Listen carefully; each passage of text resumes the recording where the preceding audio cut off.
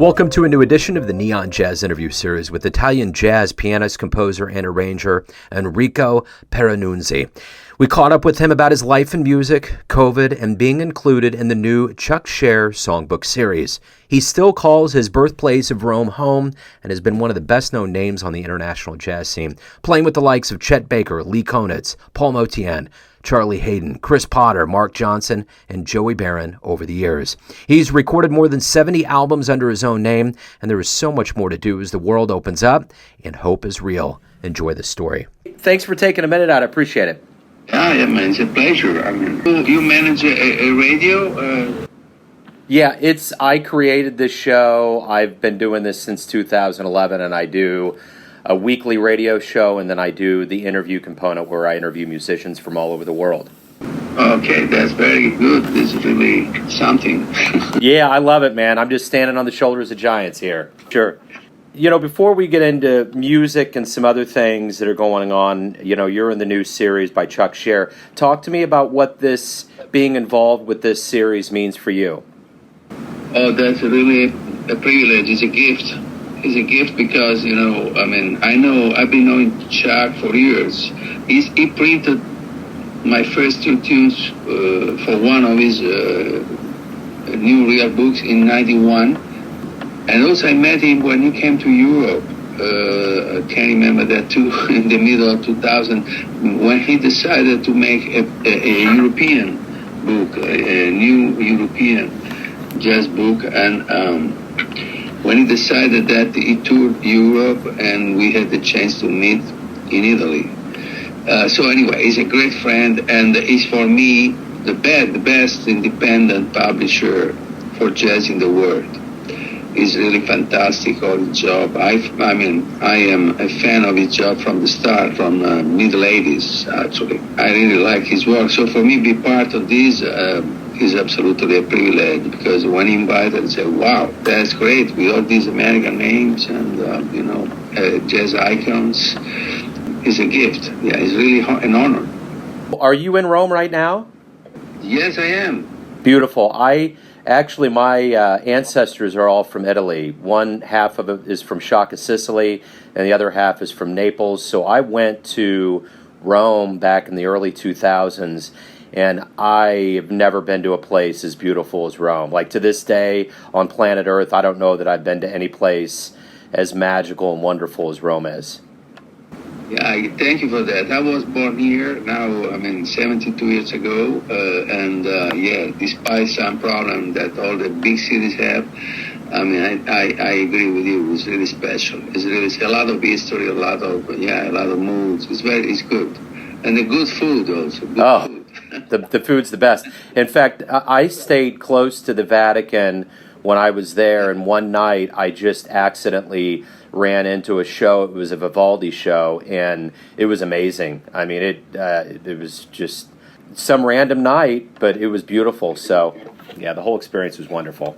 So probably this also helps to understand, because I was born in Rome, in Italy, that is quite far away from California, from the United States, and as a European jazz musician, for me is really a privilege being part of that songbook series. So really, it's great. Let's go back and let's just kind of cover, we're going through COVID. We're kind of coming out of it. We're on the tail end. How have you been doing over the last 2 years? You know, a lot of artists haven't been able to perform live. Things have been tricky.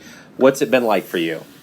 Of course, the pandemic was really a drag, just to say, besides all the vaccines and stuff, and also, yeah, by the way, I got the COVID. After 3 vaccines, I got it anyway in March, so that is also quite hating. But anyway, about playing, was a problem, of course. I mean, the lockdown was awful. Then after the first lockdown, there was a period where I could play a bit, but then again, another lockdown. So, it was really not a great story. It's quite a depressing story. Now things seem to be better, and I have now quite a series of concerts to do in Europe, in Spain, in Austria, and other countries. That it's getting better now, but was not easy. Was not easy at all, I have to say. Let's go back to the beginnings of your life in Rome. Talk to me a little bit about how jazz became your interest and your career. I could say that I found jazz at home because everything started in the early 50s because my father was a jazz guitar player. And by the way, he used to play with the Americans when they lied, freed Rome in the second part of the 40s. You know, in the area where I live, the Americans in 45, 6, 7 opened a lot of pubs and clubs where it was possible to eat and to play.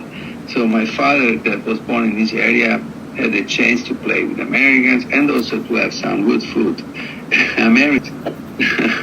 But besides that, he was a very good player, super musical guy. So when I was 5 and a half, he bought a piano, a used piano. I didn't know anything, of course, about pianos and stuff. I was just living my childhood. And that was the start. And also, I started right away taking private classical piano lessons, but in the same time, he used to sit close to me and to teach me some American songs or even the basic forms like blues. So that was a kind of private school. And the other school came from the 78s. I had a bunch of 78s, so Chet Baker, Jerry Mulligan, Charlie Parker, Lee Konitz. And that was my school because I got very passionate on that music. At the start, I have to say, it was really impossible for me to understand what they were playing. Then, step by step, I was able to decode the bebop, mainly the bebop. That Parker became my hero. Then he stayed as my hero during my teenage. So I was able to imitate some that I was listening to. Gradually, I was able to learn bebop tunes, anthropology, now is the time, this stuff. And then I started playing with other young musicians at the end of my teenage. I was hired by a trombone player. That for me was a turning point because I started playing with bass and drums. That was something for me because so far I had played alone in my house, imitating with my left hand the best players like Paul Chambers or Ray Brown. So it was a great passion. And slowly, step by step, I started composing, very slowly actually. And then composing became more and more and more important, and now it's important, at the cell level of improvisation, even sometimes more. And then I had many changes. An interesting point was when I was 23-4, because a nice jazz club was open in Rome, whose name was Music Inn. That is a story. The owner was a prince, a real prince, a descendant from a noble Italian Spanish family. He was a descendant of the King of Spain, but he was crazy for jazz, he was crazy for drums, and he liked me very much. So he offered me many chances to play with Americans. Living in Europe at that time, I had a chance to play with Johnny Griffin a lot. That became also my friend, to play with Art Farmer. Because Griffin was living in France, Art Farmer was living in Austria. I played 2 evenings with Kenny Clark, that also was playing was living in Paris. And many more, like San Mystico, Ken Winding. So that for me was a kind of university, because playing with these guys, I went on in the language, I experienced it a lot, and I learned a lot. And then a turning point was meeting Chet Baker. That was another point, that he really was, because, in my 20s, I used to play much, I was very fond of McCoy Tyner approach or Beachy Korea. When I met Chet, everything changed.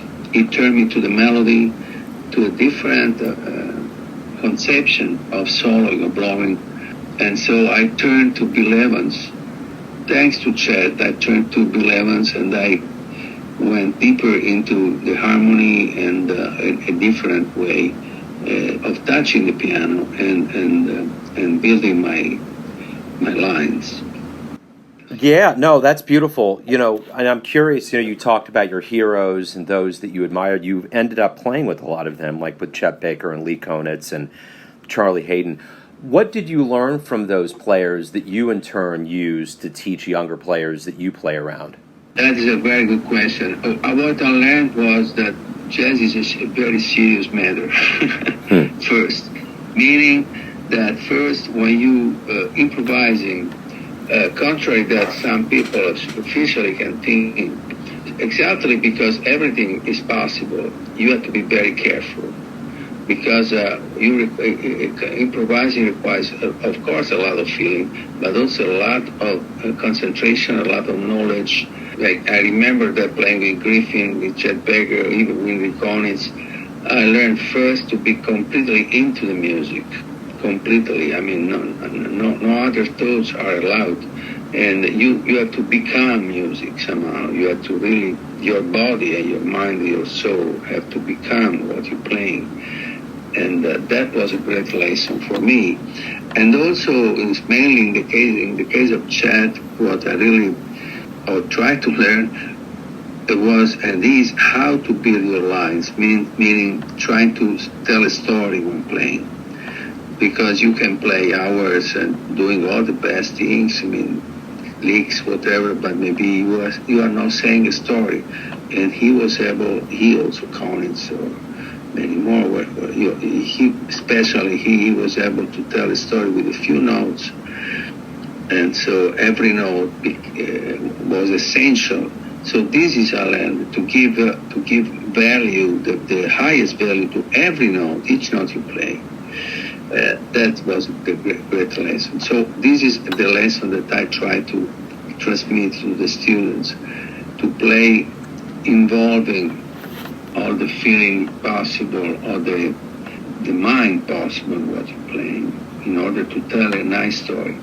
So you've been at this for a long time, 70 albums plus, you've been all over the world.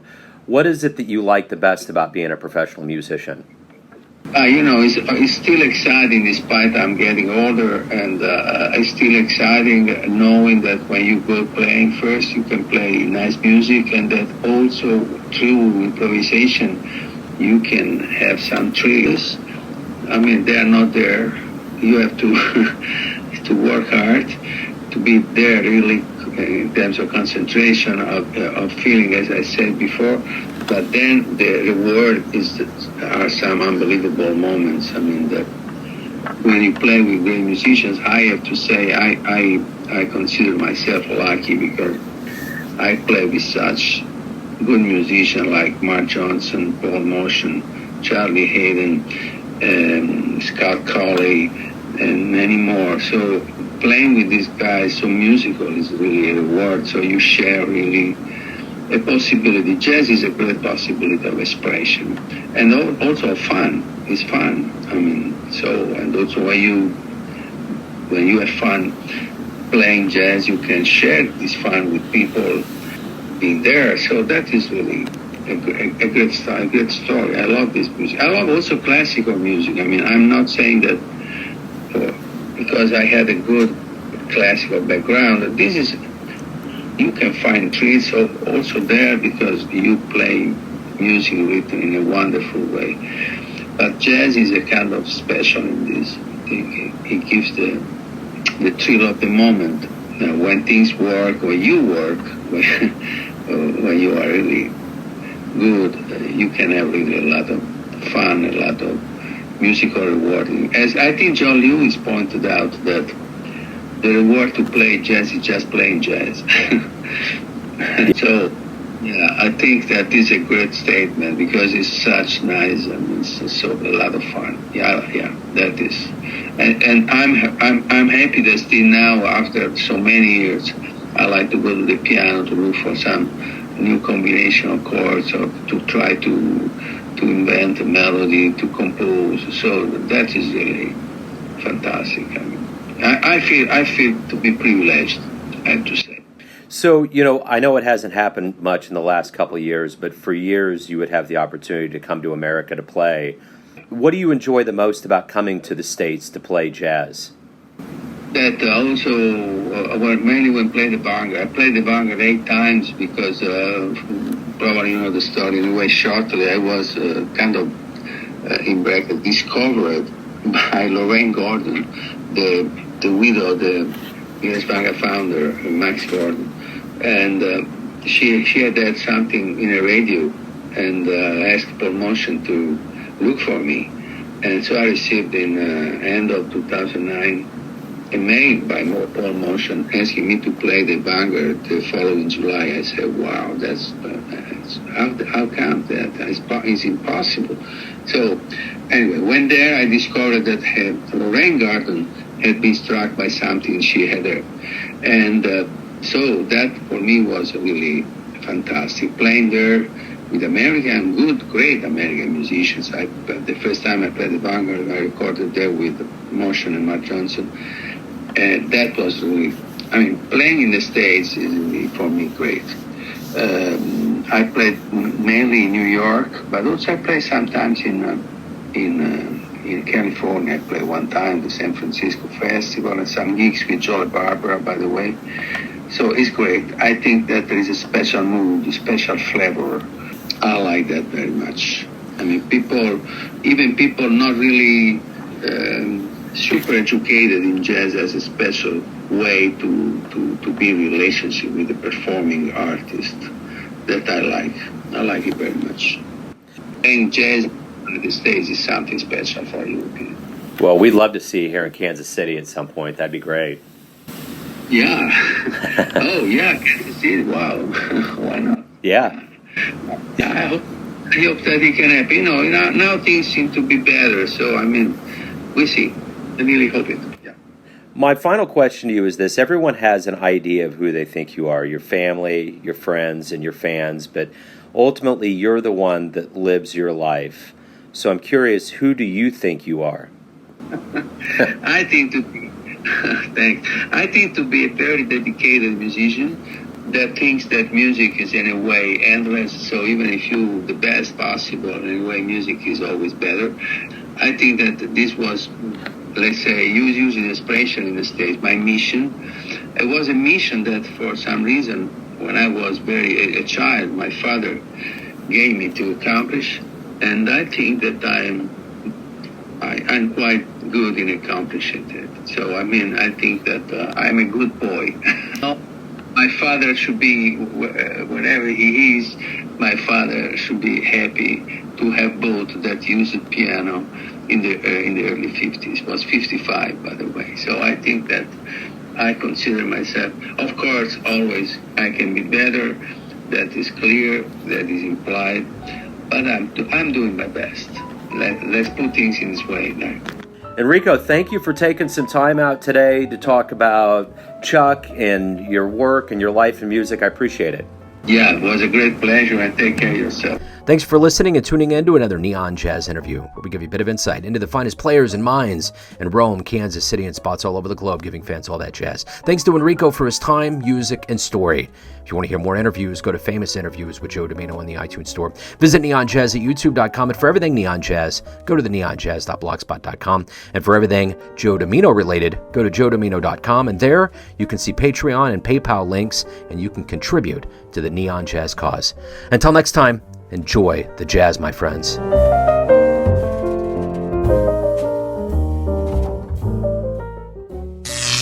Neon Jazz.